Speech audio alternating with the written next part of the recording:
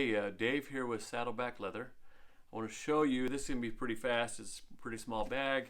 This is the 13er, and it kills me, seriously right now it kills me that I called it the 13er, because in Colorado they have all the 14ers, the mountains over 14,000 feet, and this was for a 13-inch laptop, but really it's 14 inches wide, so I named it wrong, but it's maybe one day I'll change it to 14er, because it still bothers me, even telling you right now, it bothers me.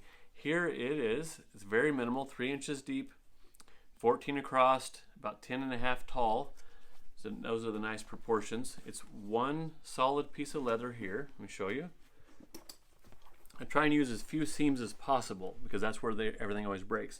So one piece here, of course the pocket over the top, and then one solid gusset. This is a gusset, and usually they'll have like a piece here, it joins to a piece here, joins to a piece here.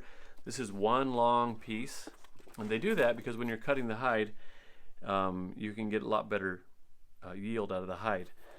And then this is one piece here in front. This piece here, I've made it. I made it really simple here. Got a front pocket. I put a piece of pigskin here because I didn't want it anything jagged or anything lumpy in here poking out, so it stays nice and flat.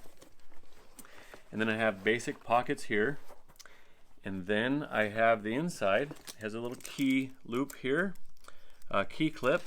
It has a pocket here for your laptop, your 13-inch, and it's just kind of a basic. Has a little flap here on the bottom that's more for double protection on this one, but you can also hide stuff in there. It's like a false bottom.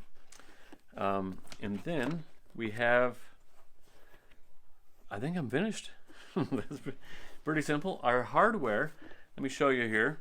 This shoulder strap here is a, this is with 316 stainless steel. You can hear kind of a sharp rattle here. Listen, you can hear that sharpness, kind of real crisp. That's 316 stainless. Each one of these clips can hold, we had it tested, it holds about 750 pounds.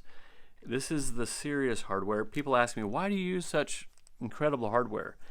And I say, so that we'll never have a problem. We have never had a problem with our hardware since we moved to this. Single shoulder strap, real lightweight. Let me tell you about our leather. It's full grain leather. So let me explain that to you. If you have a whole hide, straight off the cow, they take the hair off, you have all the grain on top. And so what they'll do is look at some scars, bug bites, that sort of thing, barbed wire. They'll shave off the top, and with shaving off the grain, it's like shaving the shingles off of your house to get rid of the ugliness. Well, so they'll shave off the top, get rid of all the toughest, strongest, most water repellent, water resistant, and it's like super great leather on top, all the grain, and they'll get rid of it. Now they can use more of the hide.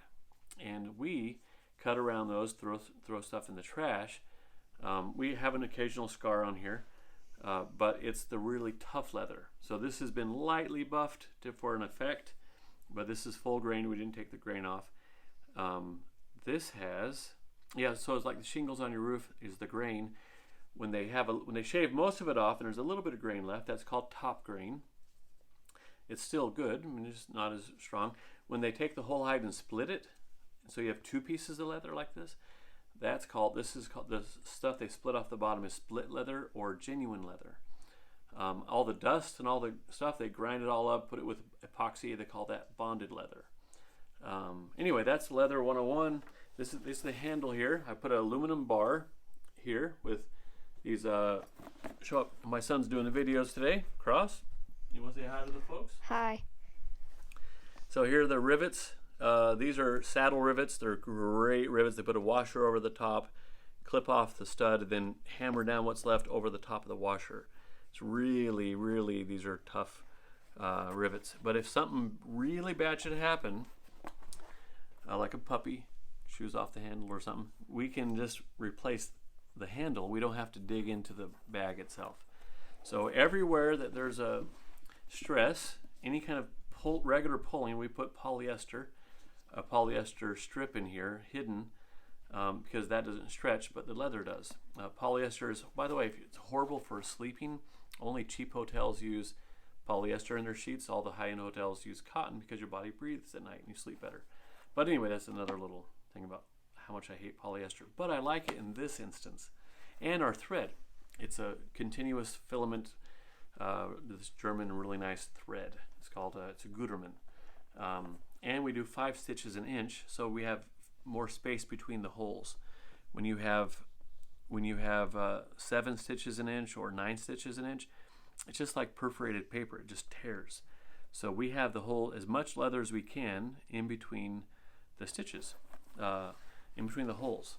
So this is the 13er, which should have been called the 14er, and it still bothers me. In fact, it bothered me just now to say that. And I think you're going to like it. Oh, yeah, one last thing. The lining. So I put pigskin lining, which pig is tougher than the cow, but the cow is thicker than the pig. So the about balance out, rather than some shiny fabric that has a world map and make you feel all adventurous, this we just put really tough, strong pig and a light color so that light reflects inside. I really want people to be able to see inside. Down deep when it's dark, light doesn't reflect very well and it's harder to see, especially in low light. So anyway, here's the 13er, which should have been the 14er, and I will talk to you later.